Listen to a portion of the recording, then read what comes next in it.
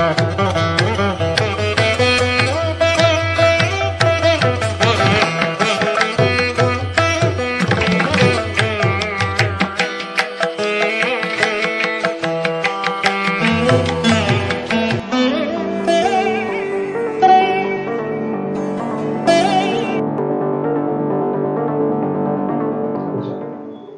శ్రీమన్నారాయణ. జ్ఞానానందమయం దేవం నిర్మలాస్ఫరికాగ్తం ఆధారం సర్వవిద్యానాం హయగ్రీవ ఉపాస్మహే. మనము ద్వాదశ లగ్నాల వారికి వివాహ యోగం ఎలా ఉంది అనే ఒక సిరీస్ని చేస్తున్నాం. అందులో భాగంగా ఈరోజు చివరిది మీనలగ్నం వారికి వివాహ యోగాలు ఏ విధంగా ఉన్నాయి అనే దాన్ని పరిశీలిస్తే, ఈ మీనలగ్నం వారికి సప్తమాధిపతి బుధుడు. మామూలుగా పురుషులకు కళత్రకారకుడు ఎవరు? శుక్రుడు. స్త్రీలకైతే కుజుడు. కాబట్టి ఈ వివాహ యోగాన్ని పరిశీలించాలంటే ముందు లగ్నాధిపతి అయిన గురుడు, సప్తమాధిపతి అయిన బుధుడు మరియు కళత్రకారకుడు పురుషులకు శుక్రుడు, స్త్రీలకు కుజుడు, ఈ నలుగురిని కూడా పరిశీలించి చెప్పాల్సి ఉంటుంది.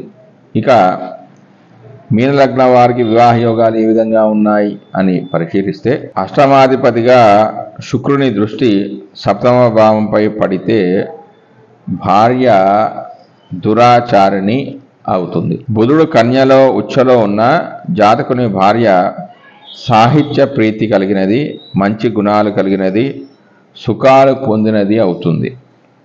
రవి సప్తమంలోనూ లేదా సూర్యుడున్న నవాంశాధిపతి సప్తమంలో ఉన్న జాతకుని భార్య రతి ప్రీతి లేనిది అవుతుంది.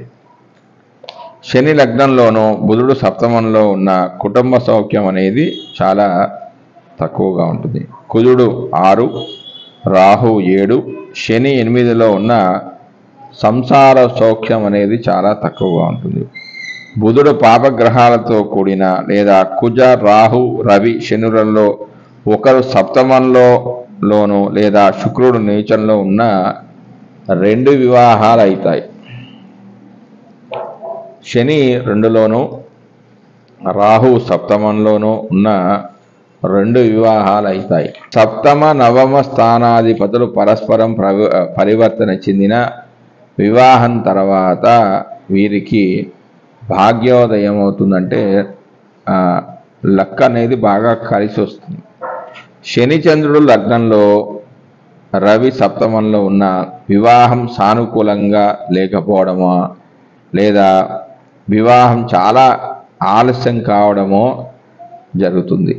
శని 12, రవి 2లో ఉండగా లగ్నాధిపతి గురుడు నిర్బలుడైన అంటే బలం లేకపోయినా, అంటే పాపగ్రహ సంబంధం ఉన్న శత్రుక్షేత్రంలో ఉన్న జాతకులకు వివాహం అనేది జరగకపోవచ్చు. శని 6లో, రవి అష్టమంలో ఉండగా బుధుడు పాపత్వం చెందితే బలహీనుడైతే వివాహం అనేది జరగకపోవచ్చు. ఎందుకంటే ఈ లగ్నానికి బుధుడు సప్తమాధిపతి కాబట్టి. రవి, శని, శుక్రుడు కలిసి ఉండగా బుధుడు నిర్బలుడైన జాతకులకు వివాహం అనేది జరగదు. ఈ శుక్రుడు కర్కాటకం లేదా సింహరాశిలో ఉండగా రవి లేదా చంద్రుడు శుక్రునకు ద్వితీయంలో ఉన్న వివాహం అనేది జరగదు. ద్వితీయాధిపతిగా కుజుడు వక్రంలో ఉన్న లేదా ద్వితీయమందున్న గ్రహం వక్రంలో ఉన్నా కూడా వైవాహిక సౌఖ్యం అనేది చాలా తక్కువ ఉంటుంది. రాహువు లేదా కేతువు సప్తమంలోనూ లేదా నవమంలో ఉండి మరో క్రూర గ్రహంతో కలిసిన వివాహం అనేది ఆలస్యమవుతుంది లేదా కులాంతర వివాహం అనేది జరుగుతుంది. బుధుడు అస్తంగతుడైన అంటే పాపగ్రహాలతో కలిసి తన బలాన్ని కోల్పోయిన సప్తమ స్థానంలో పాపగ్రహాలున్న వివాహం అనేది ఆలస్యమవుతుంది లేదా వివాహంలో అనేక అవరోధాలు ఏర్పడతాయి. శని కుజులు పరస్పరం వీక్షించుకున్న అత్తవారితో తీవ్ర విరోధాలు అనేవి ఏర్పడతాయి. పాపగ్రహాలతో చూడబడిన శుక్రుడు లేదా చంద్రుడున్న వ్యభిచారులు అవుతారు. రవి అష్టమంలో ఉండి శుభగ్రహ వీక్షణ పొందకున్న ఆ స్త్రీ పరపురుషాసక్తి కలిగినదై కుల మర్యాదను చెరుపుతుంది. కుజుడు అష్టమంలో ఉన్న ఆ స్త్రీ కుటిల స్వభావి అవుతుంది. చంద్రుడు శరీరాశల యందున్న ఆ స్త్రీ మృదు స్వభావం కలిగి ఉంటుంది. గురు బుధ శుక్ర కుజులు బలయుతులై ఆ స్త్రీ విశేషమైన ఖ్యాతి మంచి శీలం కలిగినది అవుతుంది. మీన లగ్నంలో పుట్టిన స్త్రీ అనేక కళలు తెలిసినది. చంద్రుడు లగ్నమునందే ఉన్న ఆమె భర్త యోగ్యుడు అవుతాడు. చంద్రుడు అష్టమంలో ఆ స్థానాధిపతి బుధునితో కలిసిన ఆమె కాకవంద్య అవుతుంది, అంటే సంతానహీనురాలు అవుతుంది. ఇక రత్నధారణ విషయానికి వస్తే కెంపు, ఇది రవికి సంబంధించింది. మీన లగ్నానికి షష్టమాధిపతి రవి, కానీ లగ్నాధిపతికి మిత్రుడు. తన మీద తనకు నమ్మకము, మంచి సంతానం కావాలి, బుద్ధి బలం బాగా ఉండాలి, అన్నిటా విజయం సాధించాలి అని కోరుకునేవారు అంటే ధనులగ్న జాతకులు ఈ యొక్క కెంపును ధరించవచ్చు. తర్వాత ముత్యం, మీన లగ్నానికి పంచమాధిపతి చంద్రుడు, లగ్నాధిపతికి మిత్రగ్రహం. వీరికి దశాకాలంలో శుభ ఫలితాలు కలుగుతాయి. ఒకవేళ చెడు ఫలితాలు కలిగిన ఈ ముత్యాన్ని వీరు ధరించవచ్చు. ముఖ్యంగా కీర్తి ప్రతిష్టలు, భాగ్య ఉన్నతి, మనోధైర్యము, మంచి ఆలోచనలు కోరుకునే మీన లగ్నం వారు ధరించవలసిన రత్నాలలో ముత్యం కూడా ఒకటి. చంద్రమహాదశ విశేష రూపంలో యోగించడానికి వీరు దీన్ని ధరించవచ్చు. మీన లగ్నం స్త్రీలకు మరింత విశేషమైన ఫలితాలు కలిగించే రత్నం ఏంటంటే ముత్యం, కెంపు. మీన లగ్నానికి షష్టాధిపతి రవి. ఈ రవి లగ్నాధిపతికి మంచి మిత్రుడు. మంచి సంతానం కావాలి, బుద్ధి బలం ఉండాలి, అన్నింటా విజయం సాధించాలి అని కోరుకునే ధనులగ్న జాతకులు ఈ యొక్క కెంపును ధరించవచ్చు. దాని తర్వాత ముత్యం. మీన లగ్నానికి చంద్రుడు పంచమాధిపతి మరియు ఈ లగ్నాధిపతి అయిన గురుడికి చంద్రుడికి మంచి మిత్రత్వం ఉంది. కాబట్టి దశాకాలంలో వీరికి మామూలుగా అనుకూలంగా ఉన్నట్టయితే శుభ ఫలితాలే వస్తాయి. వీరు ప్రత్యేకంగా కీర్తి ప్రతిష్టలు, భాగ్య ఉన్నతి కావాలి, మంచి ధైర్యము, మంచి ఆలోచనలు రావాలి అనేవాడు ఈ ముత్యాన్ని తప్పకుండా వీరు ధరించవచ్చు. ముఖ్యంగా మీనలగ్నం స్త్రీలకు మరింత విశేషమైన ఫలితాలను కలిగించే రత్నం ఏంటంటే ఈ ముత్యం. తర్వాత పగడం. మీనలగ్నానికి ద్వితీయ భాగ్యాధిపతి కుజుడు మరియు లగ్నాధిపతి అయిన కుజుడికి మంచి మిత్రత్వం ఉంది. కాబట్టి మంచి యోగ్యమైన సంతానం కావాలి, అదృష్టం పట్టాలి, ధైర్య సాహసాలు అనేవి రావాలి, అన్నిటా కూడా అనుకూలత ఉండాలి అని కోరుకునే వాళ్ళు ఈ పగడాన్ని ధరించవచ్చు. తర్వాత పచ్చ, ఇది బుధుడికి సంబంధించిన రత్నం. ఈ లగ్నానికి చతుర్థ సప్తమాధిపతి బుధుడు, ఉభయ కేంద్రాధిపతి. అంతేకాకుండా లగ్నాధిపతి అయిన గురుడితో బుధుడికి శత్రుత్వం ఉంది. ఈ కారణం చేత మీన లగ్నం వారు పచ్చ ధరించకపోవడమే మంచిది. కాబట్టి ఒకవేళ బుధ మహాదశ యోగించకపోతే ఏం చేయాలి అంటే బుధుడికి సంబంధించిన పురాణ శ్లోకాలను కానీ, విష్ణు సహస్రనామ స్తోత్ర పారాయణాన్ని కానీ, లేకపోతే ఏదైనా వైష్ణవ ఆలయాల్లో ప్రతి బుధవారం ఒక 21 ప్రదక్షిణలు చేసి అక్కడ అర్చన చేసుకున్నా కూడా వీరికి మంచి ఫలితాలు అనేవి వస్తాయి. తర్వాత పుష్యరాగం. మీన లగ్నాధిపతి దశమాధిపతి గురుడే కాబట్టి లగ్నాధిపతి కావడంతో ఈ గురువుకు సంబంధించిన పుష్యరాగాన్ని దాన్ని ఎలాంటి అనుమానం లేకుండా ధరించవచ్చు. ముఖ్యంగా బాగా లేకపోయినప్పుడు, అంటే ఆ దశ బాగా లేదు, జ్ఞానం కావాలి, విద్య కావాలి, మంచి మార్కులు రావాలి, ఫస్ట్ ర్యాంక్ రావాలి, అన్ని రంగాలలో కూడా అభివృద్ధి జరగాలి అని ఎవరైతే కోరుకుంటారో వాళ్ళు ఈ లగ్న జాతకులు అయితే, మీన లగ్న జాతకులు అయితే పుష్యరాగాన్ని ధరించవచ్చు. తర్వాత వజ్రం. మీన లగ్నానికి తృతీయ అష్టమాధిపతి శుక్రుడు.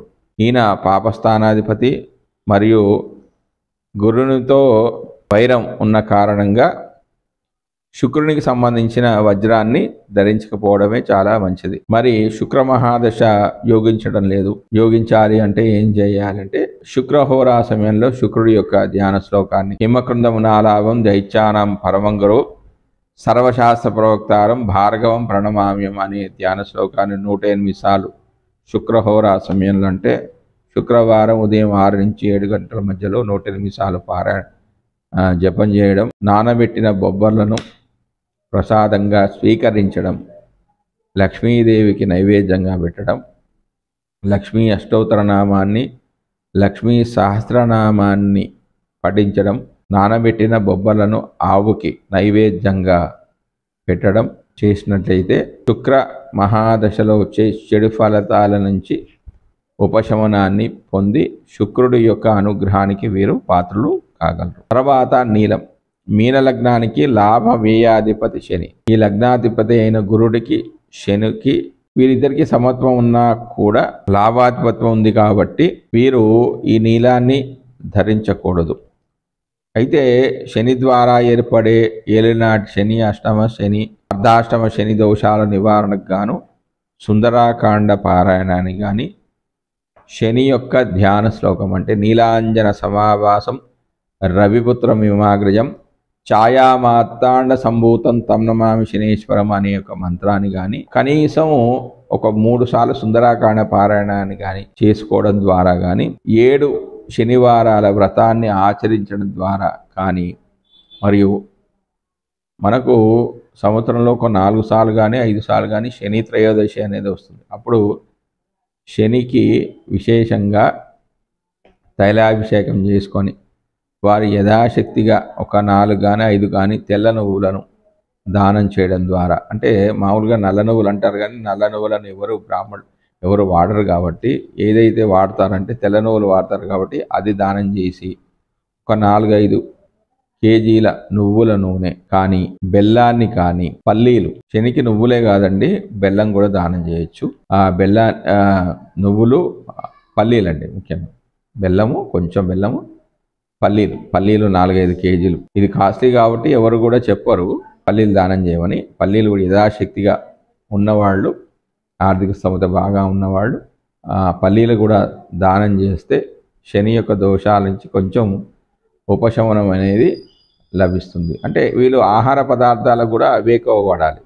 నువ్వుల నూనె, పల్లీల పొడి, నువ్వుల పొడి వాడితే కూడా వీరికి శని దోషాల నుంచి ఉపశమనం అనేది లభిస్తుంది. మరియు దాని తర్వాత గోమేధికం. ఇది రాహుకు చెందినది కావడంతో రాహు ఉన్న స్థితి కలిసిన గ్రహాల ప్రభావంచే పరిశీలించి నిర్ణయించవలసి ఉంటుంది. ఈ రాహువు శని, శుక్ర, బుధ, గురువులతో కలిసి ఉన్నప్పుడు గోమేధికాన్ని ధరించకపోవడమే మంచిది. మిగిలిన రవి, చంద్ర, కుజులతో కలిసినప్పుడు రాహు మహాదశ వచ్చిన ఈ యొక్క గోమేధికాన్ని ధరించవచ్చు. తర్వాత వైడూర్యం. ఇది కేతువు చెందిన రత్నం.